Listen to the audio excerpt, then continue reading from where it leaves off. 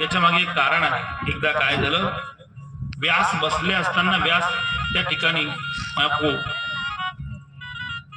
चिंताग्रस्त बसले होते. व्यास व्यास म्हणजे साध्य नाही बरं का. व्यास म्हणजे नारायण आहेत, भगवंताच्या 24 अवतारांपैकी एक अवतार आहे.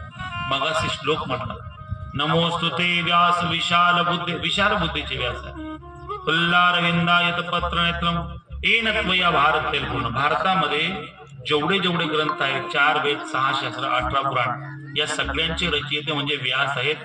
जे व्यास खरं तर कोळी समाजात जन्माला. कोणता समाज? फार लक्षात नाही का बरं का. हे आपल्या लोकांना अजून महती कळत नाही.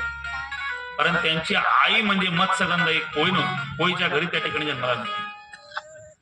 एवढे मोठे व्यास जे आद्य कवी आहेत, ज्यांच्यापासून त्या ठिकाणी सगळ्या संस्कृत श्लोकांची उत्पत्ती झाली.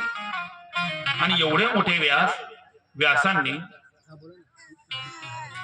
17 पुराण लिहिली आणि व्यास मात्र निश्चिंत नाहीयेत. कधी कधी काय होतं, भरपूर संपत्ती कमवल्यावर सुद्धा माणसाला शांती प्रदान होत नाही.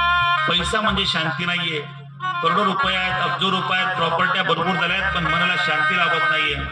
व्यास निश्चिंत बसले नाहीत. व्यास चिंतेत बसलेत. चिंता व्यासांना खाते.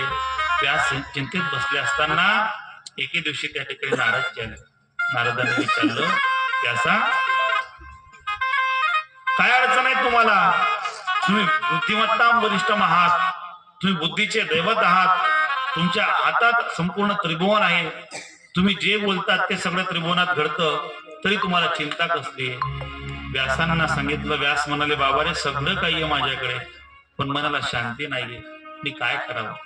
त्यावेळेस सांगितलं, व्यास तुमच्याकडे सगळं काही असेल, पण तुमच्याकडे कृष्ण भक्ती नाही. जोपर्यंत जीवनामध्ये कृष्ण भक्ती येत नाही ना, तोपर्यंत या जीवाला शांती लाभत नाही.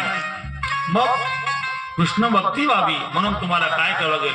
भगवान गोपाल कृष्णांच्या लीलांचं वर्णन करावं लागेल. वर्णन करावं लागेल. हो, मग त्यासाठी काय करावं लागेल? त्या मुनी सगळे पुराण रचले गेले तुमचे, पण एक पुराण बाकी ठेवलंय तुम्ही. कुठलं? श्रीमद भागवत.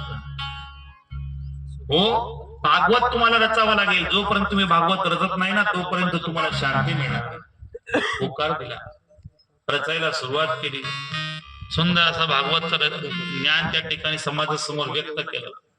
समाजासमोर भागवत लिहून त्या ठिकाणी ठेवलं गेलं.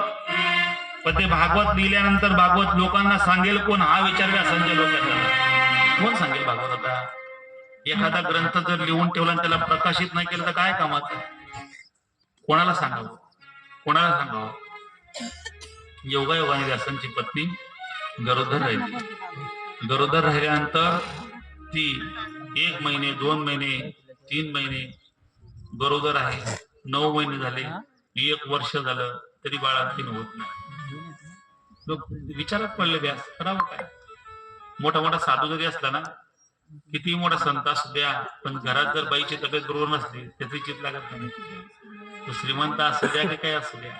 कारण सांगू का तुम्हाला, एकदा माणसाची तब्येत बिघडली तरी काही बिघडत नाही, पण बाई खाटीवर पडली, माणसाला काही चहाचा डबा कुठे साखर जमत नाही.